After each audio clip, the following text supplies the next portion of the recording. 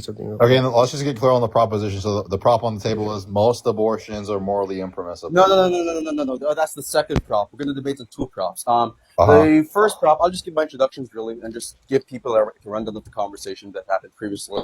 What happened was you gave someone who was like known, well not known, but someone who was like a debater in these circles was making the claim that I made some incorrect propositions in the previous conversation that was being had.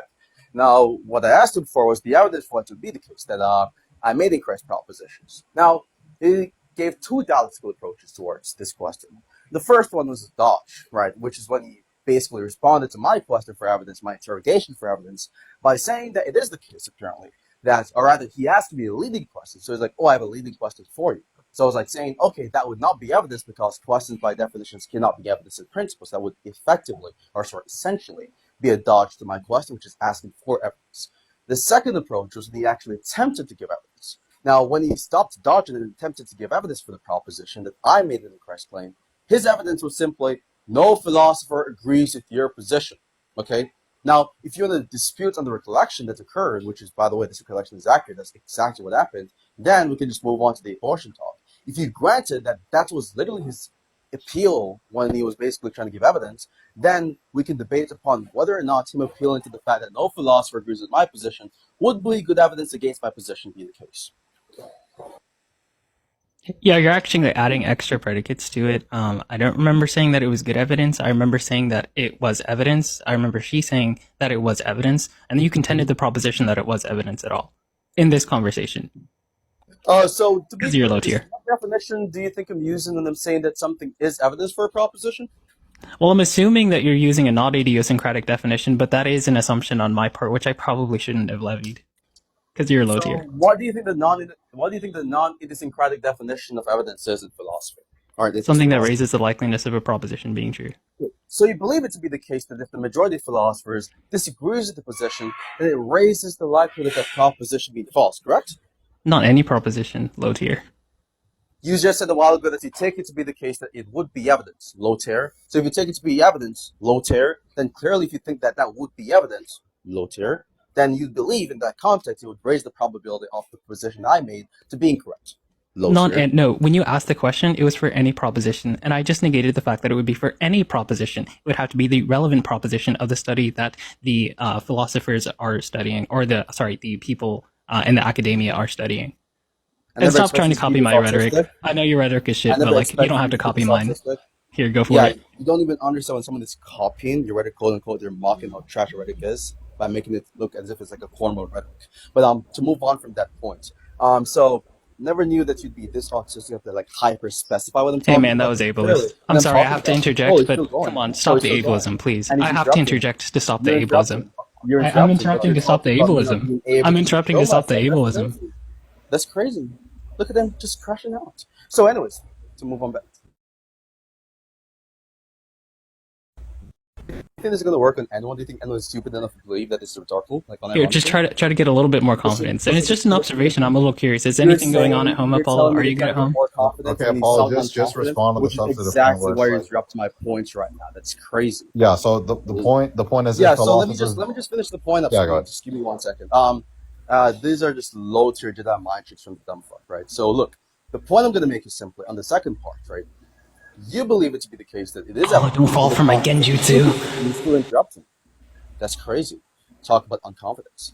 So he thinks it is the case that in the context of the Yugen debate specifically, it would be the case that if he's appealing to the majority of philosophers and say, oh, the majority does not agree with your position, that's evidence for the proposition.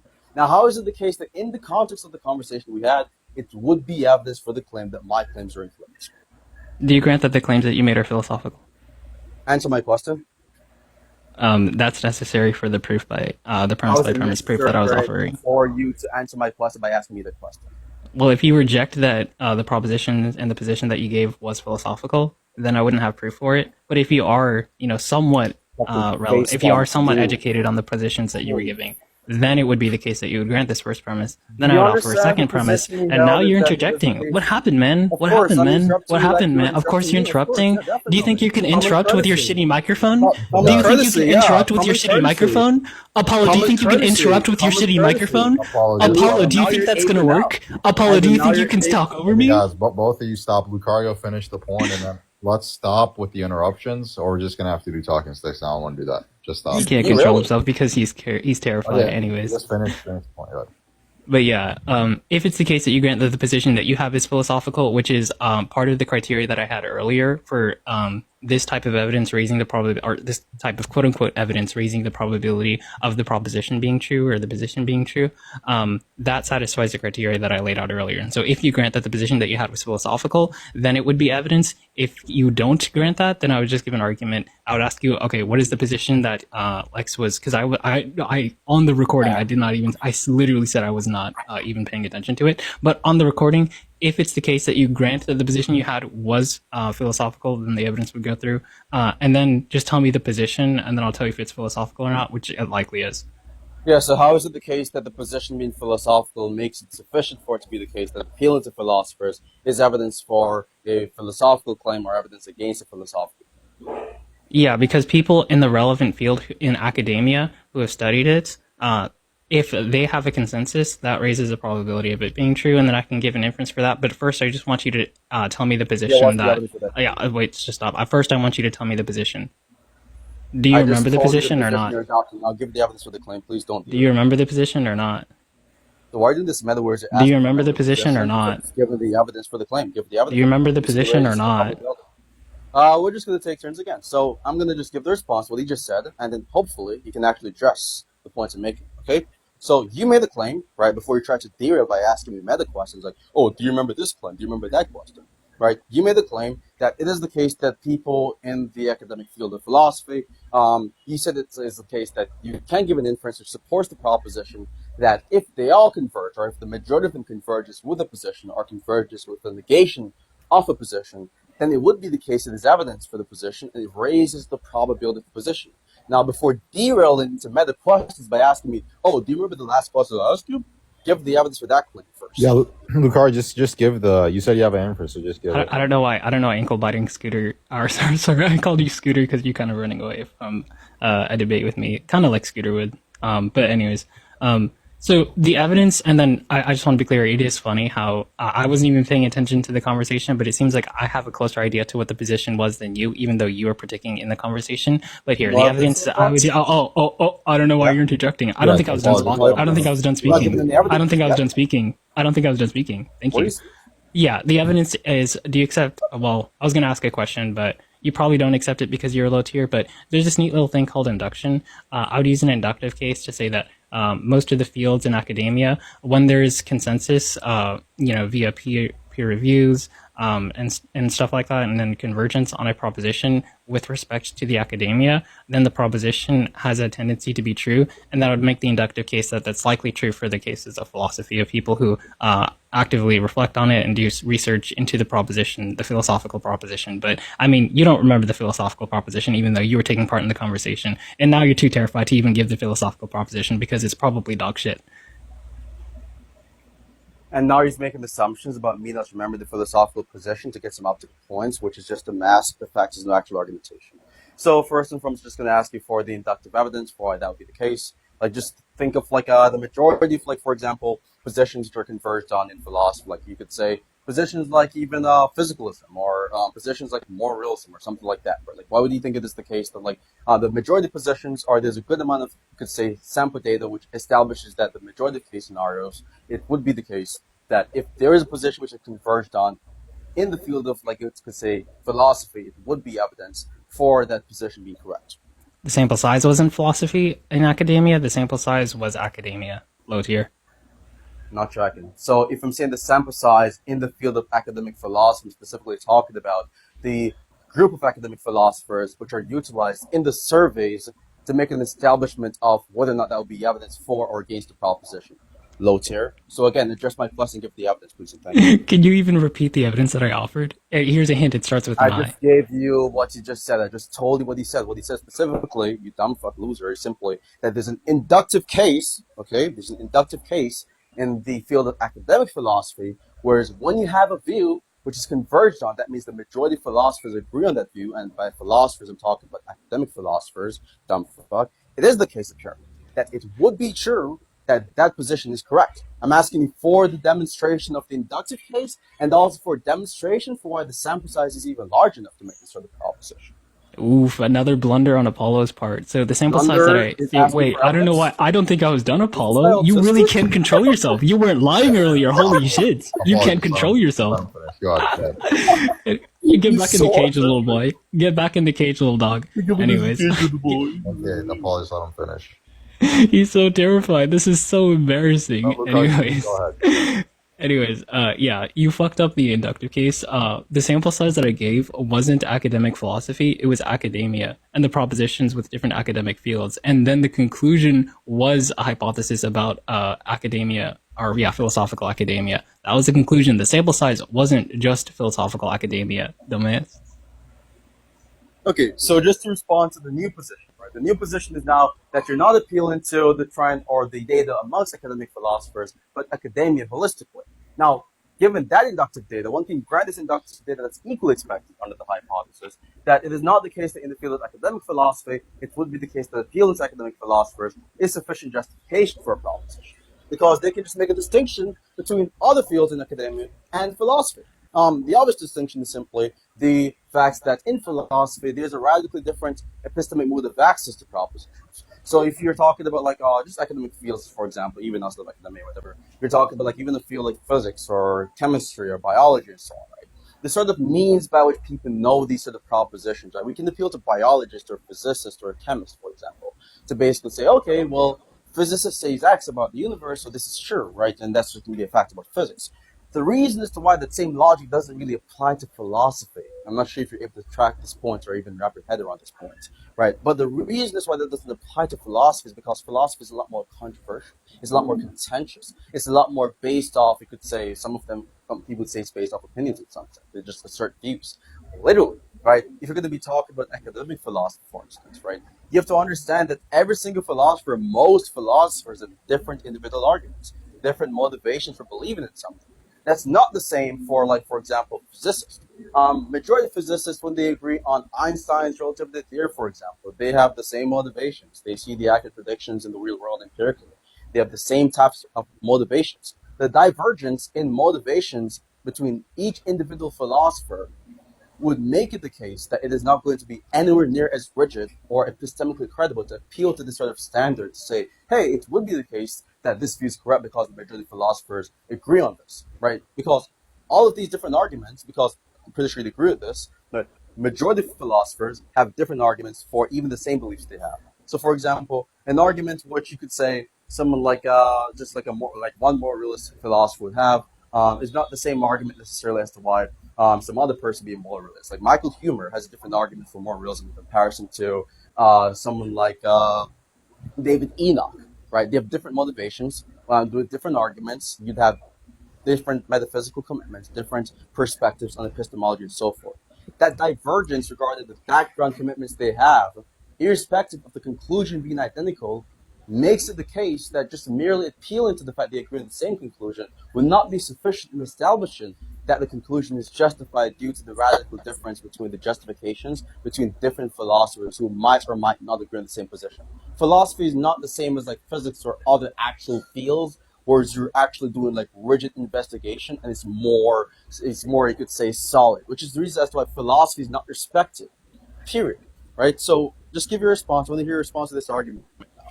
I like how this guy not only lost the confidence to even give the initial position, but he actually lost the confidence to defend the proposition that he made in this conversation. Whereas that the inference that Sarah or Yugi gave earlier didn't even count as evidence. You've backtracked on that proposition because you realized it was really stupid to say, and so now you're fighting the proposition that it's sufficient justification. No one here was talking about sufficient justification. Yugi did not make the assertion that it was sufficient justification. No one applied a threshold. All that was mentioned was that there was evidence because you directly asked for evidence specifically. And so when Yugi gave you evidence, something that raises the likeliness of a proposition being true, that's when you decided to contend it so that you wouldn't have to give a point in the last conversation. And now, in order to reconcile the horrible performance you did in the last conversation, you've committed yourself to so many false propositions that you don't even remember what they were anymore. So the evidence that was offered is the fact that most people in the academic field did converge on this proposition. They converged on signing off on the proposition being true. Now, that's not sufficient justification. No one said that there was. You're fighting demons. All that was said was that that is evidence. Now, evidence for the proposition that that counts as evidence would be the inductive case that I gave, where you fucked up on the sample size because you're a low-tier dumbass. So the intellectual malnourished pig was not even able to even track the facts that by sufficient justification, that and evidence are usually taken to be semantically equivalent. So when he made the claim, oh, you committed a blunder by saying sufficient justification, but we're not talking sufficient justification, we're talking about evidence. You dumbass. By sufficient justification, that's just another term for the word evidence. Sorry that I did not use the same word evidence because I expected it to not be autistic enough to actually not be able to track the fact, sorry, that by sufficient justification I'm talking about evidence, but I actually was talking about evidence. So moving on from that.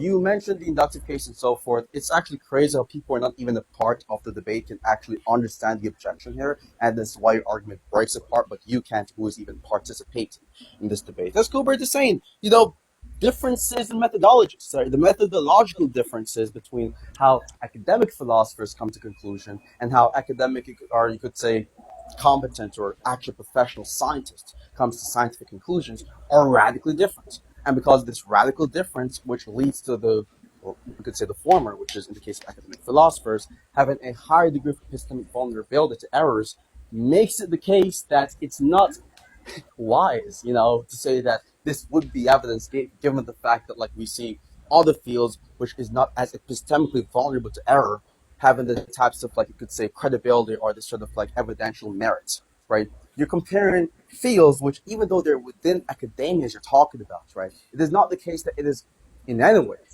intelligent to make an extrapolation based on other fields, which is confirmed to be the types of things which would be evidence if you were to appeal to, you could say, academics from that field, to then establish that the same would apply to academic philosophers. The inductive case, by the way, that you're appealing to for the sake of justifying your claim is the type of inductive evidence which is equally expected under any person who does not even accept the credibility of philosophy or accept the idea that appealing to philosophers will be evidence for any given proposition that the philosophers agree on. It's equally expected, right? Because they would say, yeah, I agree that inductive case exists. However, that's not going to raise the probability of being evidence because it is the case that you have to place into consideration the other data, which is the very fact that there is a large methodological difference. There are a lot more contentious arguments or contentious data in the field of philosophy, which makes it the case that there are plenty of case scenarios in which you'd have a position which is converged on, which is not even correct, right? So when you're going to say that it is evidence, but it is not sufficient justification, that makes no sense, right? When people are saying something is evidence for a position, they're saying this thing is favored by the evidence. They're saying there's evidence favoring the position. It makes no sense conventionally to make the claim that something is favored by the evidence, but that's not sufficient reason to believe in that claim. That's idiotic, that's preposterous. But what I'm going to expect from the autist is going to be more insults and more medical. The reason why I'm justified in insulting and calling you a dumbass is because you're in fact a dumbass. It's not even an insult at that point. But you're not justified in doing the contrary because at this very point in time, you're going off points. And also, you're not even understanding the very fact that what I meant by sufficient justification was the same as what I was talking about when we were talking about evidence. But yeah, give a response, man. Go for it. Okay, blunder number one was making the assertion in the first place, giving your position in the first place. That was your first blunder. The second blunder was saying that the evidence that the academic convergence was not valid evidence. That was blunder number two. Blunder number three was fucking up on the sample size in the inductive case that I gave. And then blunder... there's so many blunders, I can't even keep up with them myself. But you also say that you also say that evidence and sufficient justification are identical. Well, you use one, and then I say, okay, I'm not talking about that one. I'm talking about evidence. But then you say that, oh, by sufficient justification, you were just talking about evidence. We already have a semantic reduction of evidence, which is something that raises the likeliness of a proposition being true. And so, if it's the case that you were just referring to that when you use this terminology of sufficient justification, does sufficient justification just equate to something that raises the likeliness of a proposition being true? If that's the case, I'm not sure why the predicate of sufficiency was added there. Yeah, so hold on. To be clear on this, the reason why sufficiency is being added is because you can have justification for a position that does not raise the probability. So you can have justification which is not evidence, right? So for any evidence, it's justification, but it's not the case that for any justification, it's evidence. For any justification which is sufficient, it would be evidence, and for anything which is evidence, it would be sufficient justification. So if that clarifies everything, that would be the reason as to why I added the word sufficient there. Secondly, you said that I have made a blunder about the sample size you've given. You have not given a sample size, idiot. So you forgot your own points and are just making the points as you go along in the conversation to mask the fact you have no actual counter arguments to what I'm actually saying, because we have not even fully touched on the sample size yet. When I've asked you for the sample size and whether or not it's large enough, you derailed from that point. You never specified the sample size. You specified the specific source that you're bringing the sample from, but you don't specify that within the source, you're drawing a large enough sample from that source, right, to make the extrapolation that your claim would be correct. So you have not went into sample size yet. You went into sample source. That's different, moron. Now, to respond to the other parts of what I'm talking about, the methodological differences that you've yet to attack, you've yet to contend this part, the methodological difference is completely relevant, right? Because the differences in methodology, right, would be the type of thing which would impact the credence, or I could say the evidential merits of the conclusion. If we have, let's say we invent another field, for example, like another field, like a random field, and this field was to be considered to be a part of academia tomorrow. And in this field, you have positions of that field, obviously, which is pertinent to that field. If it is the case that the majority of the academic people of that field, for example, agrees on the claim, but the motivation, their methodological approach towards convergent on the claim is based off the fact that they ate breakfast this morning, even if it's the case that the majority of people agree on that position, which is relevant to their field, right? And those people are academics in that field, and they're a part of this academia, you could say, source, or you could say this sort of like thing you're talking about, this organization. It would not be the case that just merely them being associated with academia would be, again, evidence for the claim that whatever they agree on would be evidence, all else being equal, because it would be the case that the methodological approach that they have, which is radically different from other academic fields, from other academic people of those fields, would make it actually not credible. It would make it not credible. So if we establish that there is a large methodological divergence, right, between academic philosophers and how they come to conclusions from other academic fields and how they come to conclusions,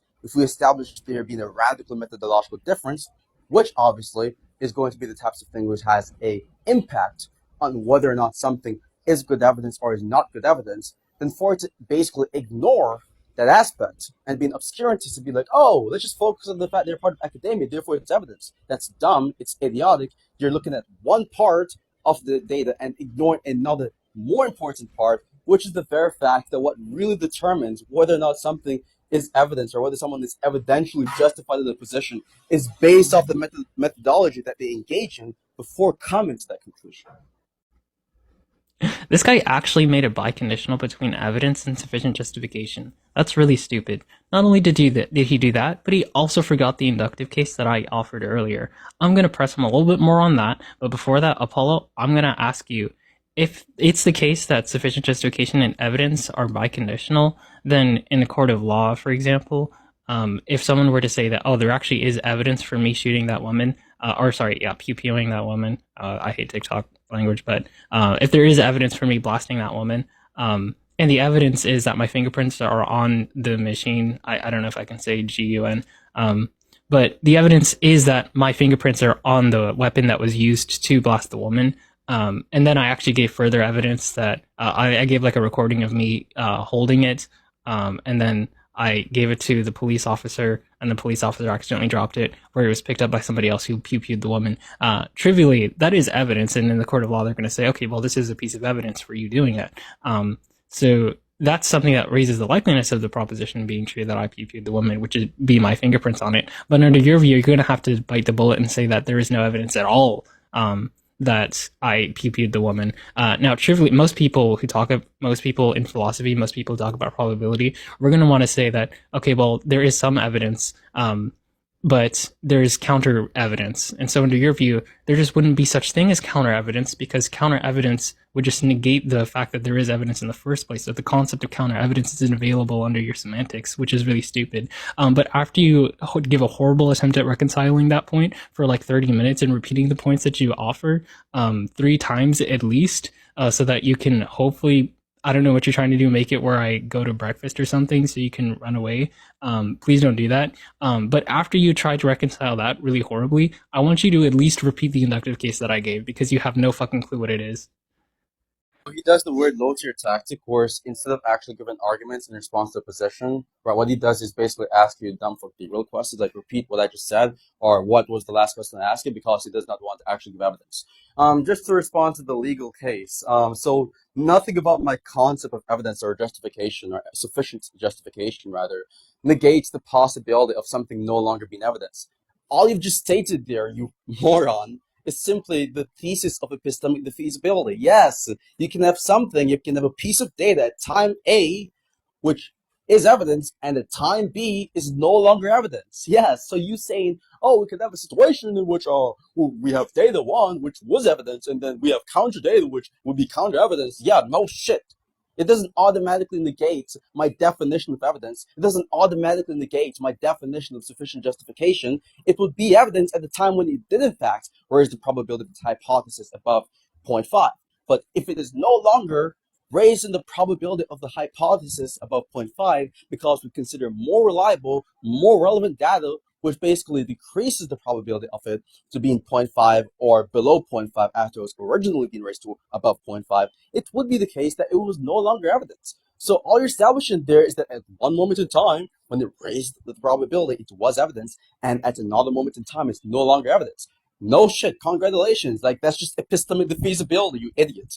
To address the other parts, you think it is actually idiotic, rather, to appeal to this notion of evidence or sufficient justification. Dog, I'm not sure if you know the legal standards of proof, by the way, but there's something called preponderance of evidence. If you check any law website, for example, it's the lowest standard of proof, which is still acceptable, right? If we have a case scenario where there's fingerprints on a gun, then even if, you could say there's a possibility of there being data which basically establishes why it is not you who's the perpetrator, that would be evidence. That would be sufficient justification, all else being equal, yes, right? Because of the fact that it is more expected under you being a perpetrator in that specific case scenario that your fingerprints would be on the gun. Yes, that's expected, right? So yeah, it would be sufficient justification by the legal standard of proof, and even by the philosophical standard, right? And not to mention, you giving a legal case of what determines sufficient justification is irrelevant, because when I'm talking about sufficient justification, I'm talking about sufficient justification in the context of the philosophical standards of proof, not in the context of the legal standards. If you check even what the burden of proof is on any website, like even the Wikipedia website, it establishes the distinction between legal standard and the philosophical standard. So even if I was to grant the idea that in the legal case, it would not be sufficient justification, which it actually is, by the way, it doesn't defeat my point, even if I was to grant the position, it would have no impact on my argument, because my argument is specifically talking about the philosophical standard of proof, not the legal standard of proof, or the legal conception of proof. Now, to address another thing you're talking about, well, not even that. You've not even addressed the methodological point. I nearly forgot that part too. I've mentioned the fact that the methodological differences would have a huge impact on whether or not something would be evidence. Given the case scenario of this, you've not attacked or objected to the idea that the philosophical methodology towards approaching conclusions, or rather, for why philosophers agree on a particular conclusion, is radically different from when physicists agree on a conclusion, or whether biologists or chemists or epidemiologists agree on a conclusion. They're radically different, right? So, for example, there's no actual person, right, with any functioning brain cells who's going to say, hey, the majority of philosophers are theists. Therefore, well, I'm not sure if they're theists, pretty sure that they are. But let's say, for example, they say the majority of philosophers are more realist. Therefore, morality is objective. No, they're not going to give it the argument. They're not going to say that's even evidence, in the sense where it raises the probability. No, they're going to even agree to a fallacious argument. They're going to actually give arguments on their own, because they know for a fact that there's a radical difference between the methodology of philosophy from other things. So the argument doesn't work. Stop caution and just give an argument, dog. Really quickly, do you got okay? So Lucario, you can respond, then we can move to closing. Are you guys done with that, or do you want to stay on this prop? No, Scoobert, I don't know why you feel the need to interject, Scoobert. I'm not gonna lie. hold on. Can we move on to abortion soon? Yeah, that's why. No, I don't want him. I don't want him to run away because this is a really low tier point. I'm happy. Run away, like dude, lost every single point.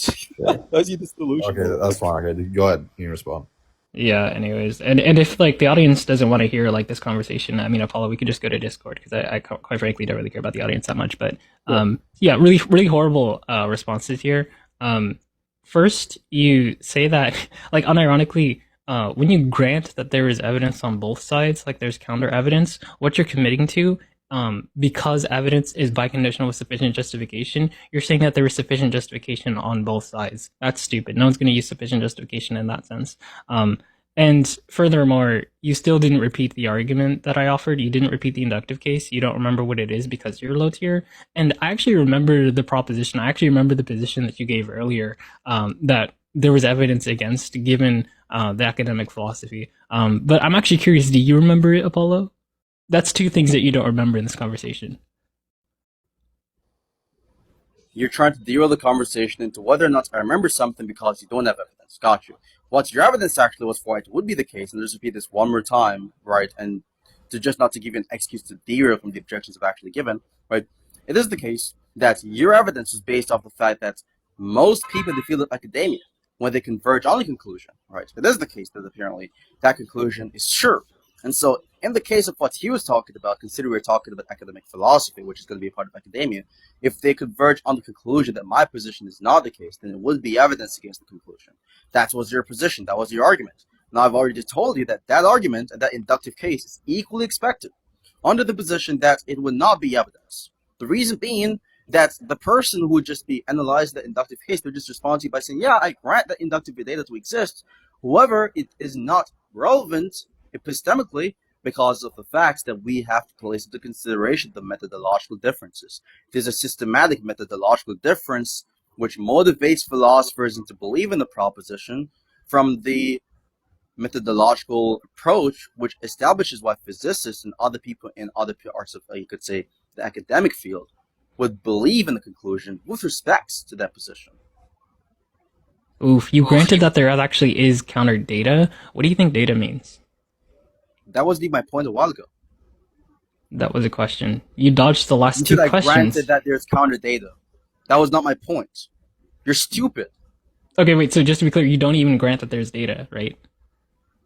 That's also not relevant to my point. I'm not saying there's no data. I agree. You're dodging that question too? I'm saying the data, I'm literally responding right now. I'm saying the data is not raised in the probability. Idiots. Okay, what do you think data is? Data is any information. Okay, clearly? And data in the inductive case? Which would be information which is used for an inductive argument or motivation for a proposition. Yeah, information in an inductive case? That's what I just said, literally. Yeah, and what do you think inductive cases do? Inductive case is just any sort of case where you're establishing why a position is more likely to be the case, right, based off an inductive argument, which is based off consistent generalizations. More likely has the generalization not been true. Not more likely of counter evidence. You can give an inductive case, and that inductive case still has counter evidence that is stronger. That's why we're going to separate the terms sufficient justification from evidence, because we're not low tiers like you. You literally asked me a series of questions. My definitions were accurate. None of this responds to my point, nor it establishes your point, and you're saying I'm a low tier. Yes, I'm calling you a low tier because you're granting that the inductive case goes through, but then you're saying that it's not evidence. Inductive cases raise the probability of a proposition being true. Did you not know that? It doesn't. No, you can have bad inductive cases, idiots. You can have an inductive case X which does not raise the probability of a position, given the facts that there's data which does not actually, or is more relevant to the proposition. Okay, take two worlds. One of the worlds is where most academic fields, when there is convergence that does not have that does not raise the probability of the proposition being true, given the academic field. Take that Thank you world, very much. and then take this world, where most of the time when there is convergence in the academic field, the proposition on the convergence is true. Which world? Okay, I'll just ask you, in world B, the second one, do you think that the probability of this being evidence is higher than the probability of it being evidence in the first world? Yes or no? Yeah, so first and foremost, I didn't even hear what he just said because I know just yapping. I'm just going to clarify this one more time and don't interrupt real quickly. I grant that you're given an inductive argument, Lucario, whether it's saying or simply, and just like how someone else just said in the chat, you can have weak inductive cases, right? So when I'm saying that it is evidence for the position or sufficient justification for position, I'm saying when it evaluates all the available data that I have epistemic access to, would it raise the probability? The answer is no, because given the available data I have, that I'm assessing right now, which is, for example, the methodological differences plus your inductive case is no longer confirmed to be evidence. You can have weak inductive cases, Lucario. So, like, for example, if I say, for example, that, generally speaking, when I talk to someone with an anime profile picture, they're a low tier, therefore Lucario, who currently has an anime profile picture, is a low tier. That's an inductive case, but it's not evidence or sufficient justification because it's a weak inductive case. We have overruling reasons to not believe in the conclusion. The overruling reasons being, Lucario reads philosophy. Lucario has this experience debating these other high-tier debaters who are not anime debaters, who are good debaters, and has been at these debaters, right? You have these other reasons, which is a part of the data, which overrules and completely negates the credibility and the relevance of that original inductive case, which would make it the case that even though it's an inductive case, it's not evidence or sufficient justification because it is not raising the probability given the fact of when you associate the other pieces of data which exist out there, which overrides that inductive case. So it's not me conceding anything. I grant it's an inductive case. It doesn't automatically mean I concede that it's evidence, moron. I'm saying it's not evidence. You can have inductive cases which is not evidence. Holy shit. You keep saying that it's not evidence or sufficient justification, as if those two are not biconditional, but under your view they are. So it's just tautological. I don't know why. I don't know why you're interrupting. I don't know why you're interjecting. You take the view that they are biconditional. Hey guys, when I asked you earlier. What the hell? Anyways, so yeah, it seems like you're trying to backpedal on the notion that evidence is tantamount to sufficient justification and vice versa. I'm not backpedaling. No, I really don't know why you're interrupting. I really don't know why you're interrupting. I really don't know why you're interjecting at this moment. I don't think I was done talking. But I've actually slammed the other point that you gave so sufficiently that you actually don't even have the ability to remember what I said. And the reason why you don't remember what I said is because you admitted to not listening to the quote unquote, rambling? Like, how am I supposed to have a productive conversation when the negation to your position has been offered and you just weren't listening? You were just like drooling on your screen. Please don't do that. When you asked me if I remember your arguments, that was not referring to the rambling they've given in the most recent response, right? You're talking about the original argument about the inductive case and the sample source you're given. Secondly, no one was backpedaling on whether or not there's a biconditional. And I repeat, it would neither be sufficient justification nor evidence. No part of that sentence is me retracting the idea that, necessarily speaking, evidence and sufficient justification in the context of this conversation would be semantically equivalent.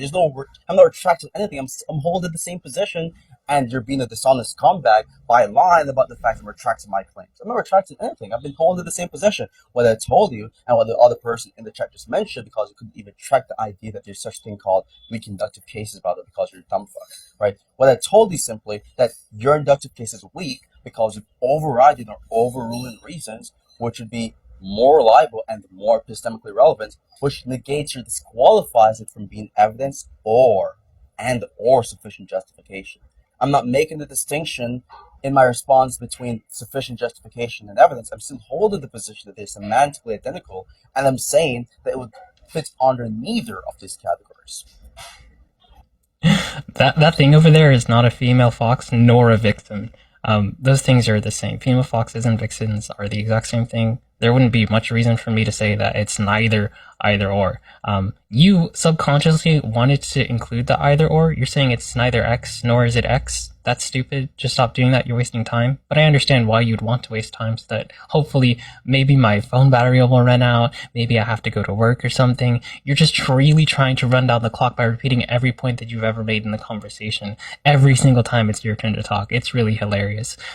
But also, the first part, I wasn't referring to the inductive argument that I gave earlier that you labeled as rambling. The thing that you labeled as rambling, and the thing that I called you out for labeling as rambling, because it was the negation to your point, was the idea that it doesn't make sense to allow for something to raise the probability of a proposition being true and also not give it evidence, because that meets your semantic criteria.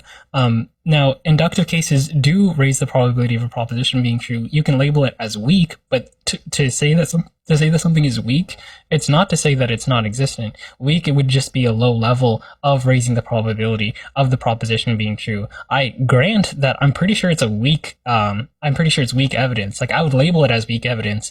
I'm not entirely sure why Yugi would bring it up, but I mean, to be fair, that was just one piece of evidence that they offered. Now, what you're going to want to do is you're going to want to look at the evidence that Yugi had offered and say, oh, that's really weak evidence. Here's some counter evidence. And the counter evidence goes through because the initial evidence that you offered was very, very weak for the reasons that you provided thus far. But what you're not going to want to do is you're not going to want to say that it doesn't raise the probability of the proposition being true at all, given the fact that the inductive case goes through. You don't have the balls to contend the inductive case. You don't have the balls to repeat the inductive case. You don't even have the balls to repeat the position that you gave initially. That's how low tier you are. Interesting. So here's the response to whatever yapping session just went on. So just clearly, right? You take it to be the case that I was just making trivial points and I'm repeating sufficient justification or evidence. The reason as to why I was doing that is because you're under the false, inaccurate presumption that I was distinguishing these two things, or these two, you could say, terminologies semantically in my original response. I had to clarify it for you because of a really low attention span. It does not make it a distinction, and so I'd not be backtracking on the biconditional sentence. Secondly, you made the assertion that inductive case is evidence. That's not necessarily true. There are a plethora of cases where inductive cases are not evidence. I've given those plethora of cases, I've explicated on this, but they've not even tracked the explanation as to why it would be the case that there are in fact instances where you have inductive cases or inductive justification, which is not sufficient or which is not evidence. So I'll just give it one more time. Okay, so you can have an inductive argument, right? Whereas the premises of the argument is not true, and so the argument is not cogent, right?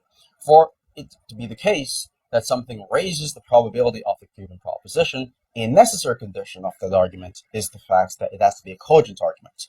You can have inductive cases which are non-cogent. The premises are false. That's one example of an inductive case which is not going to be evidence necessarily for a given proposition. Another case of an inductive case not being evidence for a proposition is going to be a specific case scenario, whereas I talk about the idea of there being outside the inductive data, which would actually overrule or override the specific inductive data which prevents it from being evidence for the proposition. Right?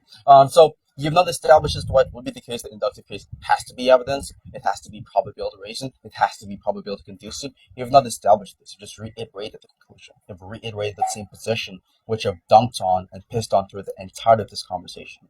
Last but not least, you talk about the idea of me not having the balls to repeat the position or any of that stuff. Dog, you know, this is just some low-tier rhetorical tactics, which is just to mask the lack of argumentation once again.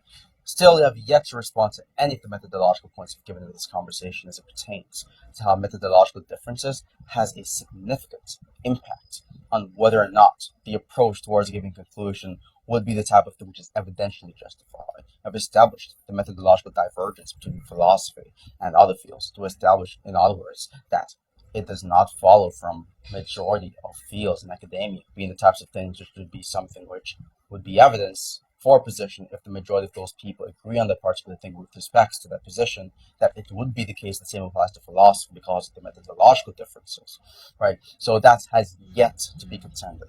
I don't think there's anything else that needs to be addressed because nothing you've said really has pushed me or anyone with any functioning brain cells to genuinely believe in the trash dog disposition you believe in currently. Do you disagree with any of the premises in the inductive case that I gave? Definitely. I've asked you for the evidence for what to be the case that the majority of people in academia would actually be the types of people which would be, like if they agree on the position, it would be the case the position is correct, right? Okay, wait. So I assume you're gonna disagree with premise one, but here's a formal thing. So premise one: most of the time, when people in academic fields converge on a proposition, that proposition is true. The case in philosophical academia, they converge on the proposition that you labeled, that you presented. They label it as false, and so it's likely the case that your thing is false. And so their convergence, their academic convergence, is true. That's the inductive case. You disagree with premise one, correct? Yeah, I think that premise one would be under empirical suspicion given how large the sample size actually is. Right. So of course, if it is the case that you're going to be appealing to, like, let's say, you're going to be saying, well, with respect to science, most cases where you have people in this academic field agree with the proposition, it is correct, that can be granted. But I think that there's like a sort of like unquantifiable number insofar as the sort of like agreements made in philosophy, whether it's controversial or not, which would be correct or incorrect before establishing the proposition of the first premise. So that's number one. I think philosophy is the most expansive field, right? It has the most topics, right? It literally talks about a philosophy of science, a philosophy of mathematics. It's so many different fields in philosophy about quite nearly every single thing that's talked about in all the different fields, right? So I think that philosophy itself could actually be the type of academic field which has more, you could say, surveys or more talks or more topics than all the other academic fields combined. And it could be the case that the majority of the you could say things which are being talked about or agreed on in this academic field of philosophy is the type of thing which is not actually sure, right? And so if that was to be the case, then that would actually serve as overriding reason to believe in that it actually is true that the majority of agreements in academic fields or in academia would be the types of things which converges with the true accurate proposition. Do you think that a paper being peer-reviewed is more likely to be reliable than a non-peer-reviewed paper? Yes or no? I think it's conditioned upon the thing which is being peer-reviewed. So I think in the case of sciences, like for example, the sciences have listed, yes, definitely. In the cases of, let's say, philosophy, no, I don't grant that proposition. Okay, so peer-reviewed papers in philosophy are not any more likely to be true than non-peer-reviewed papers in philosophy, correct? Yes, I don't think it is more likely to be true or as likely to be true as like you could say, well, if you're going to be comparing peer-reviewed papers with non-peer-reviewed papers in philosophy, I don't take it to be the case that either of these things are more likely. I don't care about like whether it's peer-reviewed in philosophy really. I think philosophy is such a subjective position, or sorry, such a subjective field insofar as by subjective I mean it's very, very, very contentious to the point where whether or not something is peer-reviewed does not matter to me at all. I just care about the actual argumentation, which is embedded in a given paper and not the fact that it is peer-reviewed in and of itself. So that would be a response to your question. Wow, that actually explains so much about your philosophical prowess. That actually answered so many questions I had about you. But that's a kind of a side point. That actually didn't even answer the first question that I asked. My question was just that if a paper was peer-reviewed, is it more likely to be true or more reliable than a non-paper? I intentionally didn't give any. I don't know why you're interrupting. I don't know why you're interjecting. I don't know why you're interjecting. Stop interjecting. Do you not have the ability to control yourself? You're aping out. What happened to follow? What happened, man? What happened, Britt? But anyways, I intentionally left it a variable to give it a protonto property to it. And so once I give the protonto property to it, that's necessary for the inductive case that I was going to levy. So just answer the initial question and don't dodge the initial question, okay? And by the way, there are means in which you can agree or disagree with the question or the content of the question without saying yes or no verbatim, but you wouldn't know that because you're autistic. The answer is a no. I didn't explicate that's what would be a no. And I do have to interject, so I want you to refrain from ableism. I am interjecting to refrain from ableism. Please don't do that. The nature of a paper would not be relevant. Who could care less about your ableism comments? So, with respect to what you're talking about here, I told you the reason as to why I would not care about whether or not a paper in philosophy is peer-reviewed. And so, obviously, if you had any sort of social cues and you're not socially crippled, you'd have actually extrapolated and say, oh, if he makes this claim, then obviously he does not believe it is the case, and it is more likely for a peer-reviewed paper to be accurate than for it to not be accurate in comparison to, like, let's say, a non-peer-reviewed paper. So the answer in one word is no. The explanation is what I've told you previously. Now, what's your response or objection or counter argument to my explanation? Beautiful. Like this guy, in order to save his pawn, he has sacrificed. I don't know why you're talking. So in order to save his pawn, I really don't know why you're talking. In order to save this pawn, just stop. Just stop. Why do you feel the need to interject every single time I talk? Why is that, Apollo? You're scared. Anyways, this guy has he's left his pawn in the field, and in order to save his pawn, he sacrificed his rook, his bishop, and now his queen. He keeps on conceding on very basic and very obvious standardly accepted propositions, such as inductive cases being true, evidence being something that raises the probability, not sufficiently, but just raises. He's dropped both of these. He's losing all of the important pieces in his chessboard, hoping to save this one pawn so that he looks good rhetorically in the end. Hopefully, I don't know why you're interjecting. I don't know why you're interjecting. So I've labeled the rook and I've labeled the knight, but when you lost your queen is when you said that at face value, when you have a paper that is peer-reviewed, it is not more reliable at all than a non-peer-reviewed paper with specified variability. Okay?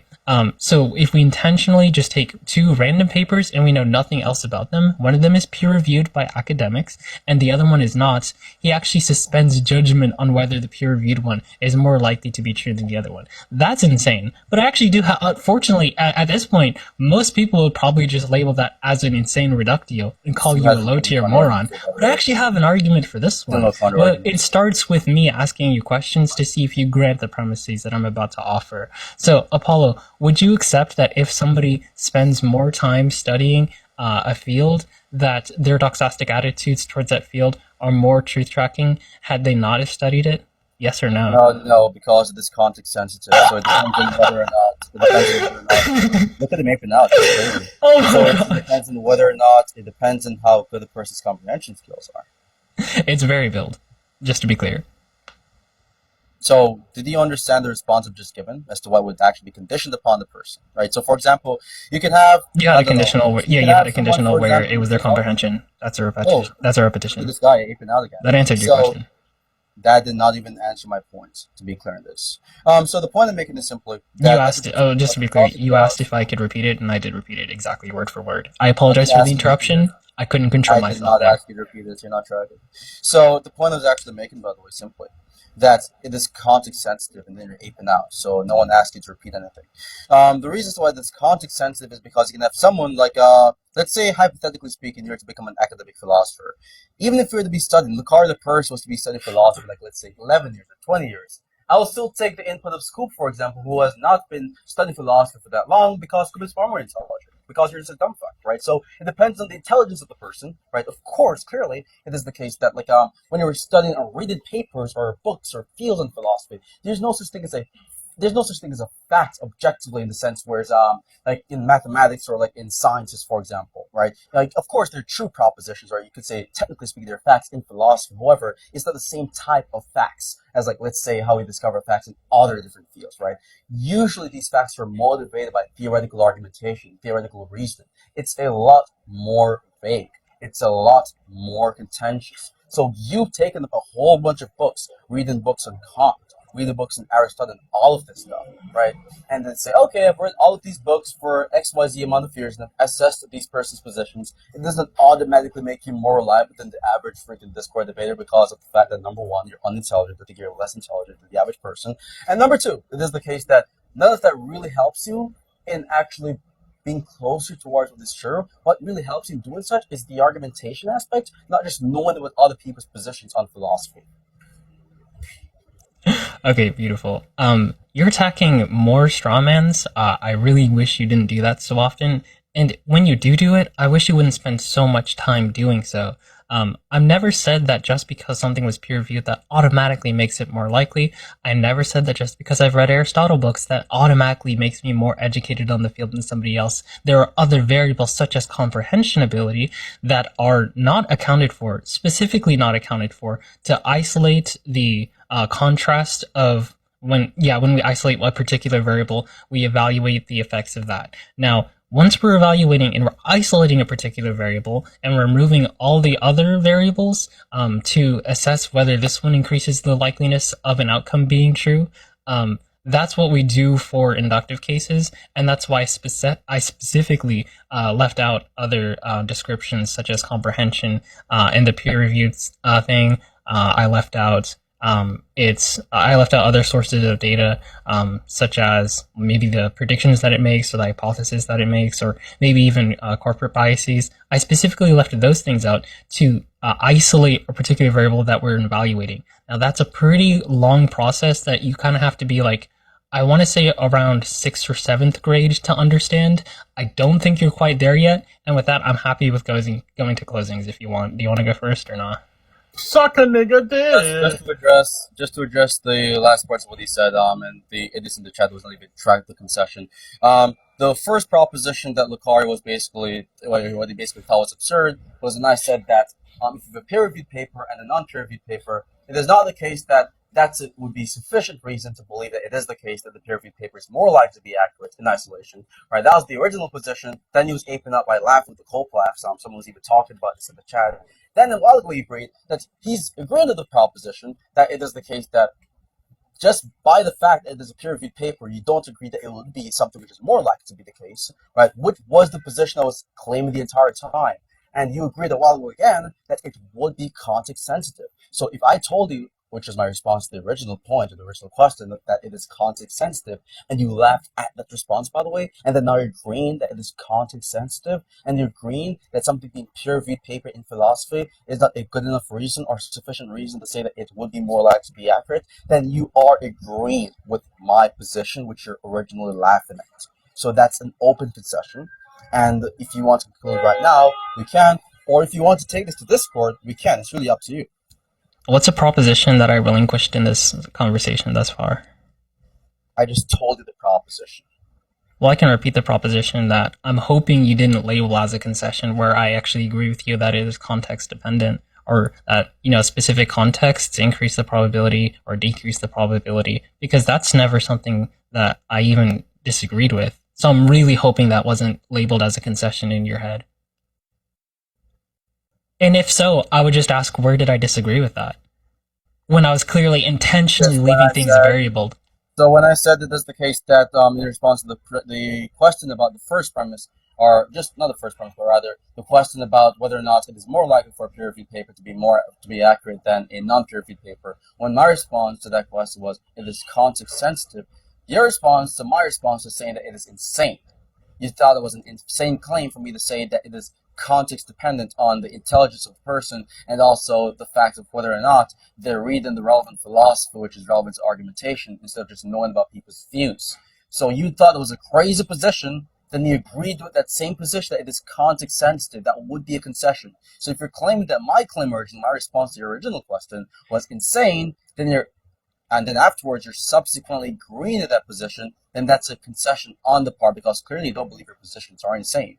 So that would either be required of you to concede that it is not insane and it is actually correct, which is why you agreed to the position afterwards, or you believe your own positions is insane after originally disagreeing with that, which would be another type of concession. I never said that it was insane that it is context dependent. You're fucking up on the things that I laughed at you for and mocked you about. I laughed at you when we did specify a particular variable. We specified the field of academia. We specified it to philosophy. And then I made a meta point. It was more rhetorical than substantive. I'm sure you probably didn't pick up on it. I made a meta point by saying that explains a lot about your philosophical prowess. When you look at two papers in philosophy, one of them is peer-reviewed, the other is not, and you suspend judgment on the probability other information you for that, because it was fucking hilarious. And the other point that I made, when I specify variability, I don't think you understand the reason why I specify variability, but I'm actually curious. Do you remember when I used the term pro tanto?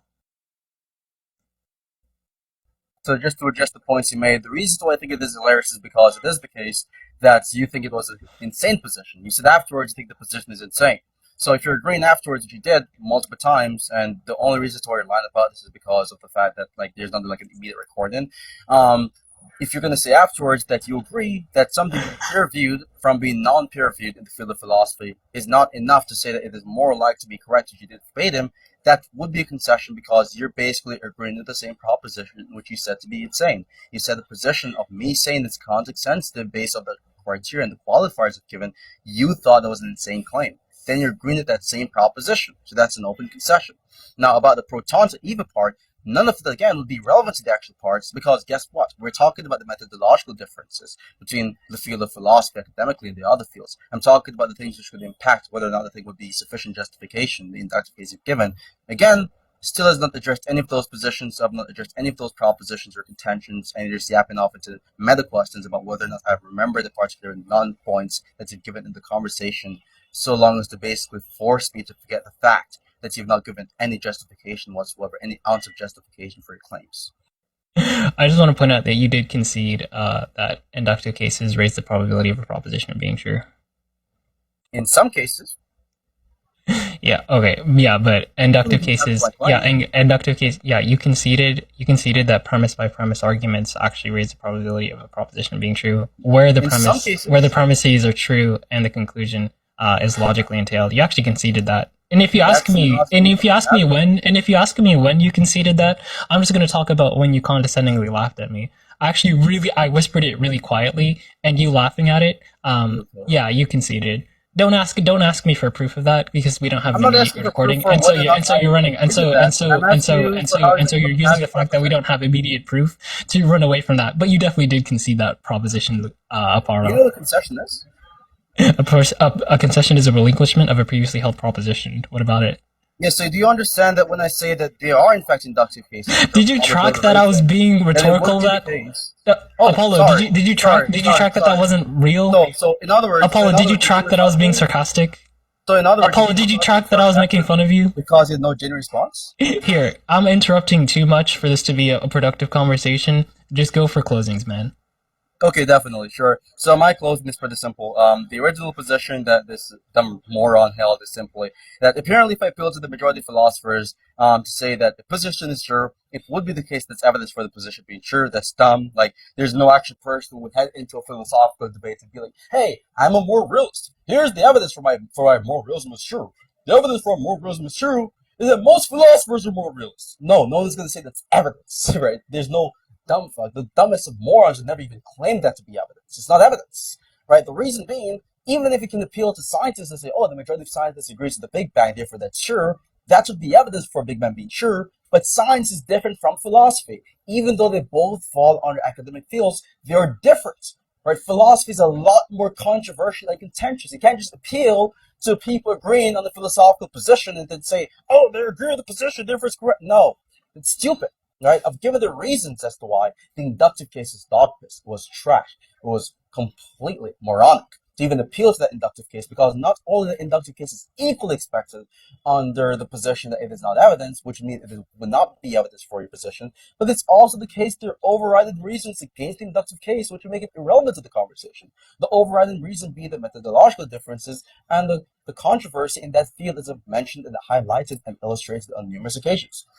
There were a plethora of implicit concessions from my opponents. One of these concessions being that he agreed that it is the case that, he was originally claiming that it is insane to make the claim that it is more likely for a peer-reviewed paper, it is not more likely for a peer-reviewed paper in philosophy to be more accurate than a non-peer-reviewed paper. He thought it was an insane position, which is why he was laughing, and then he verbatim said, that's insane, and that's moronic. And then afterwards, he's saying, after he said that he agrees with this context sensitive, and he also agrees that it is the case that a peer-reviewed paper, just it being peer-reviewed by itself in a philosophical, you could say, topic, is not enough to say it is more likely to be accurate. That was one of the open concessions he made.